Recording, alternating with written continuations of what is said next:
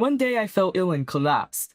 Seeing that, my son Ethan told my wife Madison, "Mom, we need to take him to the hospital." Hearing it, Madison uttered an unbelievable response. "I have a trip planned, so no can do." She has been spending less time at home recently. It started about 6 months ago when I took over my father's job. Despite the suddenness, I thought she might be enduring it, so I worked desperately hard at both my job and parenting. But eventually, I reached my limit and ended up being hospitalized. After being unreachable for several days on her trip, Madison called and asked to Ethan, "Where's Dad?" Then he said something shocking. "My name is John Anderson. I turned 42 this year.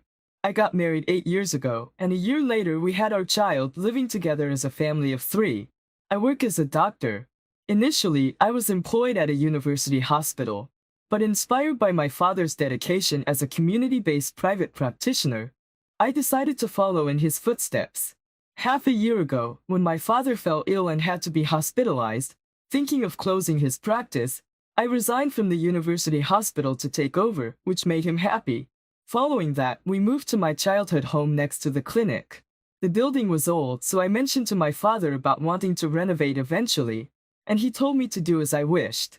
Even after taking over, the community has continued to rely on me, which brings me daily satisfaction. I named our son Ethan, hoping he would grow up to be strong. He's in the first grade now but already expresses a desire to become a doctor and is learning German. He has exceeded my expectations and has grown into a responsible son. Sometimes he's so mature it worries me, but seeing him play in the mud at the park reminds me he's still just a kid. My wife Madison is beautiful but capricious. Lately, she's been less inclined to help with household chores or parenting, which has been a concern. In the beginning, we shared household duties, and she participated in parenting, but that has almost ceased in the past 6 months. Occasionally, she'll take Ethan to the grocery store, but it's always me who takes him to parks or playgrounds as if it's a given. I don't mind, but we've been lacking family outings recently, so today I suggested we all go out together. Hey, we haven't been out just the 3 of us for a while. How about we go out next Sunday? Madison, you haven't been out much with Ethan, have you? It can't be helped, I'm busy. Ethan wants to go to a movie. How about we go together this Sunday? After that, we can eat out. A movie, huh? Madison glanced at her phone and then said to me, "Well, alright. I don't have any plans anyway." "That's great. Ethan will be so happy." "Thank you. I'm going to take a bath and go to bed." "Alright. Good night." She took her phone and left the living room. Oh man, I really want to talk more with her. I want to go out and do things together. We used to talk about the future and go out together, but today was good. Usually she would decline, so I'm honestly surprised. Hearing her agree made me happy, and I immediately told Ethan in his room. On that Sunday, "Ethan, are you ready?" "All set. I'm ready whenever." "Alright. Just waiting on Madison." "Ethan, where's Mom?" "I don't know." I knocked on Madison's door but got no response. I tried again and slowly opened the door. "Madison, are you there?" Opening the door, she was nowhere to be found. Maybe she's in the bathroom. At that moment, my phone rang and it was Madison on the screen. "Madison, what's up with the call?" "Sorry, but I can't make it today after all. Some work came up suddenly." "What? You didn't mention it yesterday, did you?" "I said it came up all of a sudden. Just go to the movie, the 2 of you. It's not a problem without me, right?" She said in a rushed tone and hung up. "Oh, come on. I thought we could finally go out as a trio." "Dad, what's wrong?" "Where's Mom?" "Mom got caught up with work, so it's just the 2 of us, okay?" "Okay, got it." Ethan showed a slightly sad face but then smiled at me. Feeling sorry that he was looking forward to it, I decided we'd enjoy our day, just the 2 of us. "Alright, Ethan, let's go. After the movie, how about we grab your favorite burger on the way back?" Yes. We grabbed our stuff and headed to the movie theater by car. A few hours later. "Did you have fun, Ethan?" "Yeah, it was fun. Thanks for taking me, Dad." "Sure. Let's do it again." When Ethan and I got back in the evening, Madison was already home. "I'm home. Sorry we're late. We went to the park and other places in the afternoon." "It's fine," she replied indifferently as usual. Ethan approached her quietly. "Here, this is a present for you," he said, taking something out of his backpack. "What's this?" Today there was a keychain making workshop and I made one for everyone. This one's for you. Saying that, he handed her a white star-shaped keychain.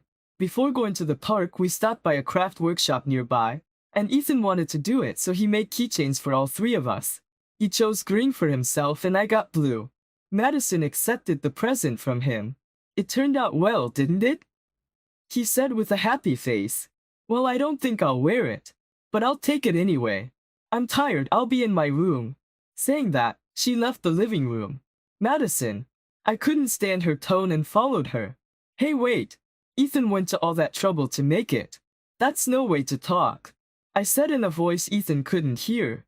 I didn't say I didn't want it, did I? Madison. Can't you spend a bit more time at home? There are things I want to discuss. I've said it before, haven't I?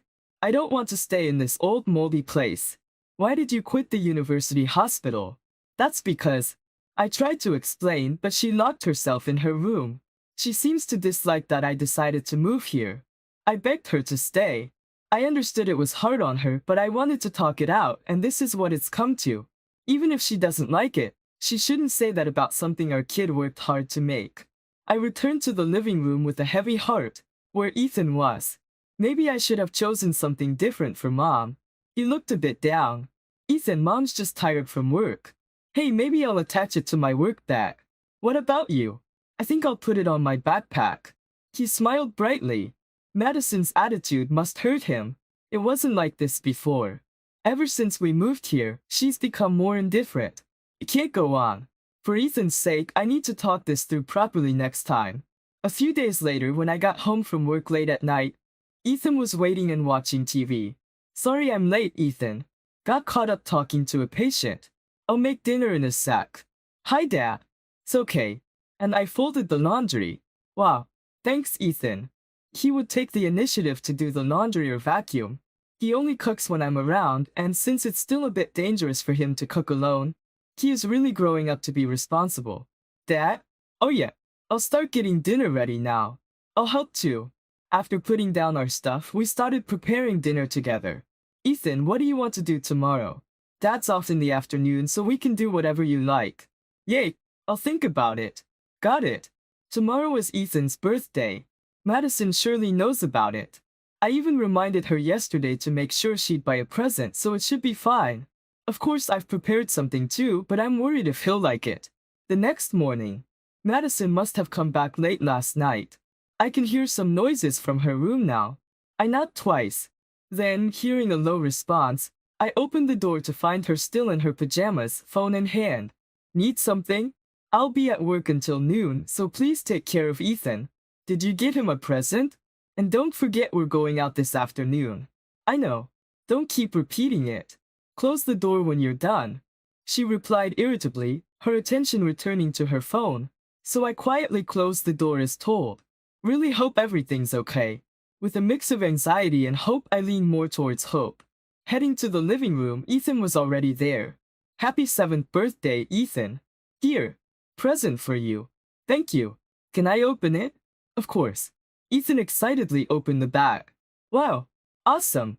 I gave him my old stethoscope, which way I used to use. My father gave it to me when I was a child, just like him now. I remember being just as thrilled when I showed it to him before. He really liked it, so now I decided to pass it on to him. But I felt bad giving just that, so I included a basketball too. Is it okay to get two? Take good care of them, okay? Sure. Seeing him like this, he still feels so much like a kid. Let's do whatever you want today. I'll wrap up work quickly and come back, so wait here with Mom. Have a good work. Absolutely. I'll do my best. After getting him to eat breakfast, I let Madison know before heading to the clinic next door for work. After lunch break, when I finished work and came home, Ethan was sitting alone in the living room. Where's Mom? She left a while ago. What? She said to wait here because Dad would be back soon. I immediately called Madison's phone. Hello? She sounded as grumpy as usual. Madison, why aren't you here? I had something to do. I'll be back by tonight. Tonight? Today is Ethan's birthday, you know that? We said we'd go out together this afternoon. As I was scolding her over the phone, Ethan was shaking his head, signaling it was okay, alright? Make sure you're back tonight. Got it? 'Kay, yeah, I know. She hung up. Despite being irritated, today is Ethan's birthday. I decided to focus only on him. Ethan, what do you want to do today? I want to play basketball and want to eat your steak. Is that what you want? When I asked, he nodded enthusiastically. Then we spent the day doing things he loves, like playing basketball and visiting a bookstore. On our way back, we bought cake. Just as the steaks were about to be ready, I checked my phone to contact Madison and saw a text message from her. It was "I'd be back today." Seeing it, I suddenly felt a wave of exhaustion. Noticing my mood, Ethan asked, "Dad, are you okay?" "Yeah, the steaks are ready. Let's eat them together. We've got cake too. Let's eat." I celebrated his birthday by eating steak, talking about school, basketball, and his German classes. In the next late morning, I woke up almost before noon, probably due to exhaustion. Oh no! I quickly changed and left my room, only to bump into Madison. "Madison, what happened yesterday? Ethan was waiting for you the whole time. I came back within the day. You both were just sleeping, weren't you? Anyway, I'm in a hurry." She hurried off to the bathroom. Oh dear. I could only let out a sigh of resignation, as well as I felt somewhat sluggish. As I slowly made my way to the living room, I found Ethan. "Ethan, sorry I'm late. You must be hungry, right? You could have woken me up." "It's okay. I ate some bread." "Sorry." I felt guilty. This had never happened before. As I was about to make some coffee, pouring water into the pot to boil it, that's when it happened. My vision blurred and I felt so dizzy I couldn't stand. Then I dropped the mug I was holding, and it crashed loudly to the floor. "Dad? Are you okay?" Hearing Ethan's voice, I collapsed. "Dad! Are you okay?" "Hey, Dad." "Ethan, sorry. Get Mom." "Got it." Just as he was about to go get Madison, she walked into the living room, and he quickly ran up to her. "Mom, we need to take him to the hospital." "What? What's all this sudden?" Dad collapsed. "Please help." I hoped she would respond to his desperate plea. As my consciousness faded, I thought. However, her response was unexpected. "I have a trip, so no can do." "What? What about Dad?" "He'll get better soon. Besides, I'm going on a trip with my parents for about 4 days, so take care." She said to me lying on the floor in a somewhat cheerful voice. "Mom, Ethan, I'll bring you a gift, so wait here nicely with Dad." With that, she left. I couldn't believe that was happening, leaving her incapacitated husband and 7-year-old son behind. More than that, I had to let someone know for Ethan's sake for now. I managed to grab my smartphone from my pants and then lost consciousness. A few hours later, I woke up in a hospital bed. "Dad! Ethan!" Beside me stood Ethan, a doctor, and a few neighbors. Confused about what had happened, I looked around and the doctor explained. "You collapsed from anemia, and it seems like you were quite exhausted too. Is that so? Thanks for everything." As I lay there, thanking them, the doctor shook his head with a kind expression and explained what had happened. "Your thanks should go to your son. He used your smartphone to call an ambulance and alert the neighbors." "What? You did all that by yourself?" "Yeah. Remember you taught me the emergency number?" "Right. Thank you, Ethan." I stroked his head, and he looked at me with determined eyes. I always knew he was dependable, but I hadn't realized just how much he had grown. I felt sorry for the others, but learning about my son's growth made me happy. A few days later, my phone kept ringing, so I reluctantly answered, only to find Ethan on the other end. "Mom, what's up?" "Ethan, it's you? Where are you?" "Where? Where's Dad?" Unfazed by Madison's panic, he dropped a bombshell. "Dad has gone far away." "What? What does that mean?" "Far away? I'm near the house at a restaurant." "Bye. Restaurant? Wait." He hung up without listening to her. A few minutes later, Madison rushed into the restaurant and sat down in front of Ethan. "Ethan, and you're here too." Ethan said you'd gone far away in a gloomy voice. "What? You thought something happened to me after I collapsed?" "Well, I was just worried." She looked a bit sheepish. "Because Dad went to the far restroom." Ethan explained with an upward glance. "Come on, you're confusing. But more importantly, our house. Why is there no house?" Her panic wasn't just about me being gone, but also about our house disappearing. Actually, I had been considering remodeling the house. But after consulting with my hospitalized father, we decided to demolish it and build anew. I had wanted to discuss it with her, But she never listened, so I kept it to myself. What? So it's going to be a new house? Awesome. You could have just said that. It's such a surprise. Madison, you weren't around, were you? And when we moved here, I did mention that we'd build new eventually, didn't I? Did you? So when will it be ready? She looked at me with a happy face. She's always been easy to read because her emotions show on her face. I called a neighbor who was at the hospital with me, and they came to the restaurant right away to take Ethan for a while. Well then, shall we have an adult conversation? Oh, it's a house for the three of us, but I think it will be ready within 6 months. Really? But where's my stuff? Where did you keep it? And why Ethan? Oh, I can't discuss this in front of Ethan. What's that supposed to mean? She looked puzzled. Your belongings. I stored them at a young man's place. What are you talking about? There's no such person. I've checked everything, so lies won't work. What? Her behavior changed suddenly after we moved, and her sudden work commitments were unlike her, so I had felt something was off. Though I thought she might be busy with work, asking a relative who worked at the same place revealed that wasn't the case. Besides, I doubted she would go on a trip with her parents. She always said they were strict and hardly spoke to them. Therefore, after collapsing, I contacted my in-laws once. As expected, they were home and didn't know her whereabouts, so I hired a detective agency to investigate. Just as I suspected, she had another man. It was a young guy. Here's the evidence. What? When did you? I presented the documents and photos gathered by the investigation in front of her. There was no escaping the truth now. Realizing she couldn't deny it, she started to apologize. I'm sorry. I was out of my mind. I won't do it again. Forgive me, okay? We're a married couple, right? What are you saying? You were with him even when I was collapsing and during Ethan's birthday, weren't you? Let's get a divorce. Divorce? Wait, but you just said a house for three? That includes me, right? Indeed, I was building a house for the three of us. But Madison wasn't part of that three. When I said three, I meant Ethan, my father, and me. What? I was stressed because the environment changed. That's it. You'll forgive me, right? She tried to cuddle up to me with a pleading voice, not caring about the people around us. Sure, I changed our environment, but that doesn't justify betraying the family. Finally, I handed her the divorce papers. Sign here now. I'll also demand compensation from you and the other man. I'll take custody, so I'll need child support too. If you don't agree, I'm ready to take this to court. Are you serious? Realizing I was serious, she signed the papers trembling and in tears. We officially divorced soon after, and I got the compensation and child support settled properly. She got embarrassed by that incident becoming known at her workplace and resigned at the end.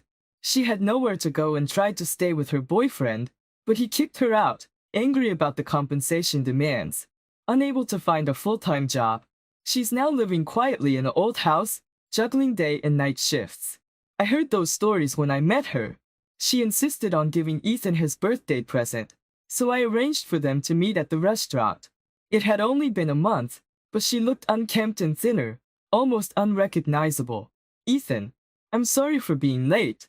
Happy birthday. Handing the present to Ethan, he silently accepted and opened it.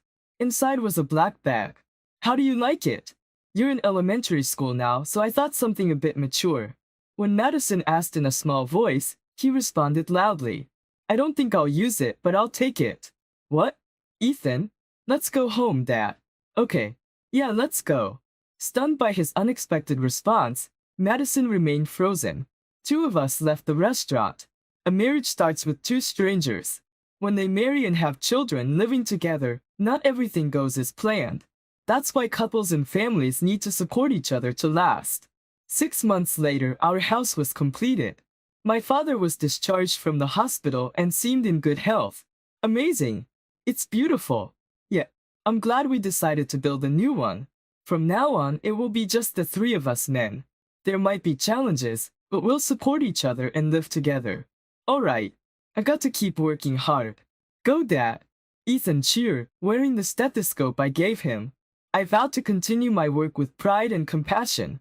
Being a doctor and father Ethan can always rely on, showing him the nobility of our profession.